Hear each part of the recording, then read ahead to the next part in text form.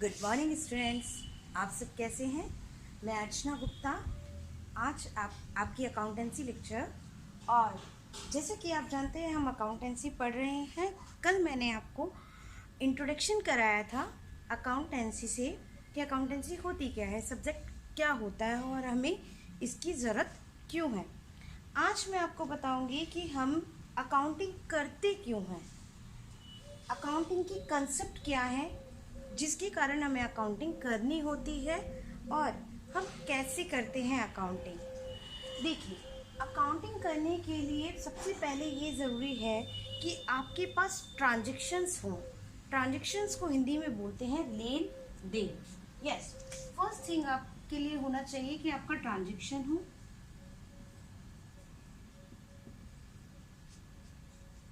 जिसे हम हिंदी में बोलेंगे लेन देन। ये लेन देन वर्ड यहाँ पे बहुत ज़्यादा इम्पॉर्टेंट है। सेकंड चीज़ है हमारी यहाँ पे, जो भी ट्रांजैक्शन हो वो मॉनेटरी टर्म में हो।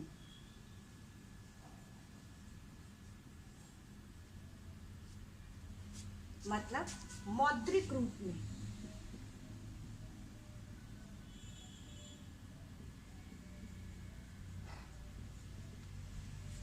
मौद्रिक रूप का मतलब ये होता है कि हम कोई भी ट्रांजैक्शन करें लेकिन वो कैसा हो, नगद या उधार में, मतलब पैसे में हो। ऐसा कोई भी ट्रांजैक्शन जिसकी वैल्यू पैसे में नहीं की जा सकती, हम उसका लेखांकन नहीं करते हैं। ये बात आप बहुत अच्छे से समझ लीजिए। जैसे कि मैं आपको एक एग्जांपल देती हूँ कि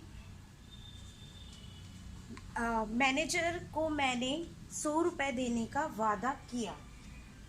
मैंने एक ये वादा किया है, क्या मैंने अपने जेब से पैसे दिए हैं, क्या मैनेजर ने पैसे लिए हैं, क्या किसी भी तरह का कोई लेन देन हुआ है? नहीं। अगर मैंने मैनेजर को सिर्फ पैसा देने का वादा किया है तो इसका मतलब कोई भी तरह का ट्रांजैक्शन मौद्रिक रूप में नहीं हुआ है, इसलिए हम इसका लेखांकन नहीं करेंगे। लेकिन अगर मैं यही बोलती कि मैंने मंथ के एंड में मैनेजर को 100 रुपये दिए, सैलरी के दिए, तो क्या मैं उसका ट्रांजैक्शन का लेखांकन करूं? यस, क्योंकि वो पैसा मैंने उसे दे दिया है। यहाँ पे लेन भी हो गया और यहाँ पे देन भी हो गया। तो सबसे ज़्यादा इम्पॉर्टेंट चीज़ ये है, आप ये देखेंगे कि ट्रांजैक्शन में जो है वो मॉनेटरी टर्म में हो और वो एक्चुअल में होना चाहिए, वो ट्रांजैक्शन होना चाहिए मौद्रिक रूप में, कैश में या फिर आप उधार में भी। जैसे आप ये भी कह सकते हैं कि राम ने सोहन से माल खरीदा 10 रुपए का। राम ने मोहन से 100 रुपए का माल खरीदा।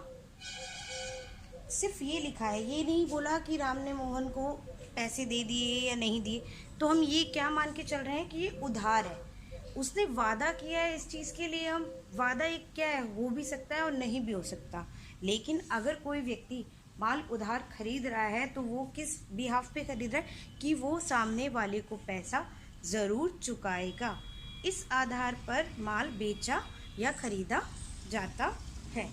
तो मैं आपको यहाँ पे कुछ ट्रांजैक्शंस बताती हूँ जिससे आपको समझ में आएगा कि लेन और देन कैसे। हर ट्रांजैक्शन में दो चीज़ें होंगी। हर ट्रांजैक्शन में दो चीज़ें होंगी, पहला होगा लेन और दूसरा होगा देन। देखिए, किसी भी ट्रांजैक्शन को समझने के लिए हमें ये देखना होगा कि हर ट्रांजैक्शन में दो बातें होंगी, एक तो होगा लेन या देन। जैसे कि मैं आपको बताती हूँ कि मोहन ने सोहन से 100 रुपए का माल खरीदा। यस, अगर 100 रुपए का माल खरीदा है तो हमारे पास आया क्या है? माल। और आपने दिए क्या है? 100 रुपए कैश, नगद गया आपका। मान लीजिए इसी तरीके से दूसरा आपका ट्रांजैक्शन है कि आपने फर्नीचर खरीदा 10,000 रुपए का, तो आपके पास आया क्या? फर्नीचर। मतलब जो आपने कोई भी संपत्ति फर्नीचर की खरीदी है वो, और आपने दिए क्या? 10,000 कैश। सेम आप एक और ट्रांजेक्शन ले सकते हैं, जैसे कि आपने किसी को उधार माल बेचा है। अगर बात आती है बेचने की, तो मैंने अगर किसी को उधार माल बेचा है तो मेरे यहाँ से गया क्या, मैंने क्या कर दिया, माल मेरा यहाँ गया और पैसा मेरे पास यहाँ कैश है, तो वो व्यक्ति का नाम आ जाएगा कि मोहन को मैंने उधार भेजा है, तो मोहन से मुझे बाद में कितने रुपए लेने हैं, 10,000 रुपए लेने हैं। तो इस तरीके से हम देख रहे हैं कि हर एक ट्रांजेक्शन में एक चीज गई है तो दूसरी चीज आई है, और इसी लेन देन को हम डेबिट और क्रेडिट के नाम से जानते हैं। डेबिट और क्रेडिट, यही लेन देन आपका क्रेडिट होगा और डेबिट होगा।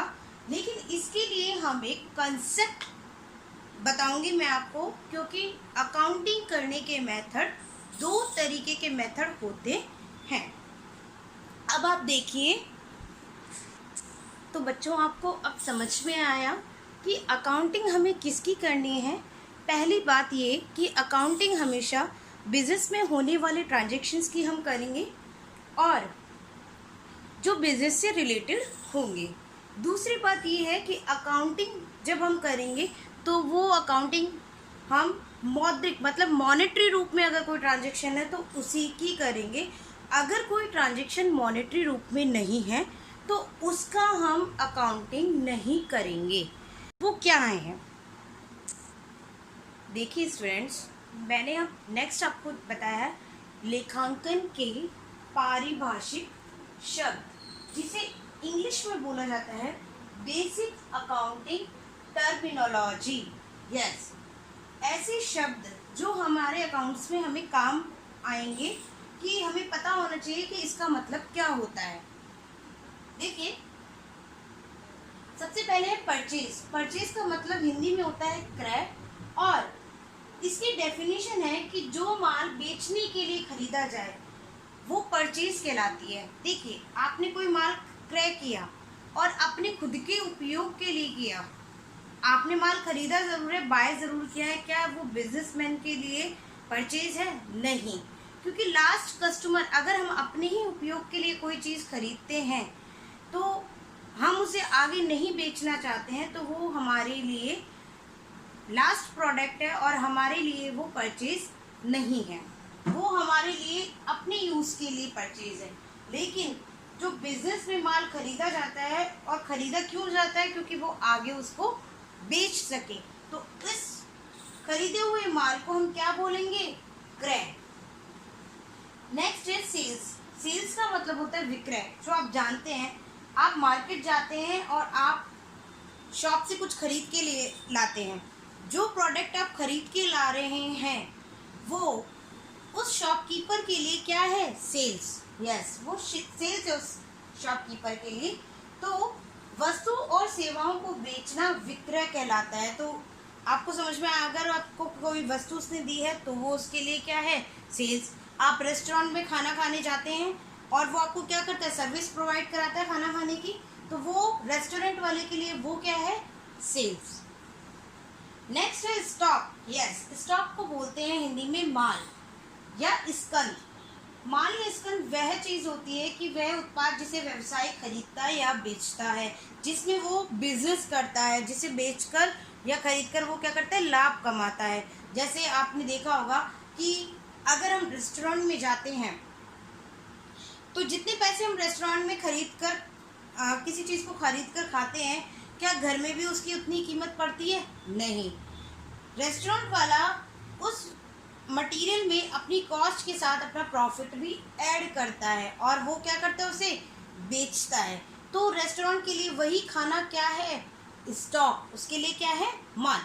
जैसे अगर आपने मार्केट से शूज़ खरीदे हैं तो शॉपकीपर के लिए वो शूज़ क्या है? स्टॉक, क्योंकि उसने वो शूज़ खरीद कर बेचने के लिए खरीदे थे, तो और उस पर क्या कमाया? उससे प्रॉफिट। तो वो चीज़ क्या है उसके लिए? स्टॉक। नेक्स्ट बात कि बिजनेसमैन कौन होता है? यस, बिजनेसमैन वो व्यक्ति होता है जो अपनी कैपिटल लगाकर लाभ कमाने के उद्देश्य से माल का क्रय विक्रय करता है। यस, लाभ कमाने के उद्देश्य से माल का क्रय विक्रय करने वाला व्यक्ति क्या कहलाता है? व्यवसायी। इसमें कुछ टर्मिनोलॉजी और है, मैं आपको और वर्ड्स दूंगी। ये नोट्स अभी आपको उतारने नहीं है, क्योंकि लिखने के लिए जो नोट्स हैं वो मैं आपको शेयर करूंगी, तो आप उन्हीं नोट्स को लिखिएगा। ये सिर्फ आपकी अंडरस्टैंडिंग के लिए है। हम कल और टर्मिनोलॉजी पढ़ेंगे, मैं उन्हें समझाऊंगी आपको। और अगर किसी भी बच्चे को कोई प्रॉब्लम है, कोई चीज़ समझ नहीं आ रही है, तो आप मुझे बता सकते हैं। इसमें किसी भी प्रकार की कोई प्रॉब्लम आपको नहीं होगी। धीरे धीरे हम आगे बढ़ेंगे स्टेप बाय स्टेप, और डेफिनेटली हम सारी चीज़ें सीख जाएंगे। Thank you very much.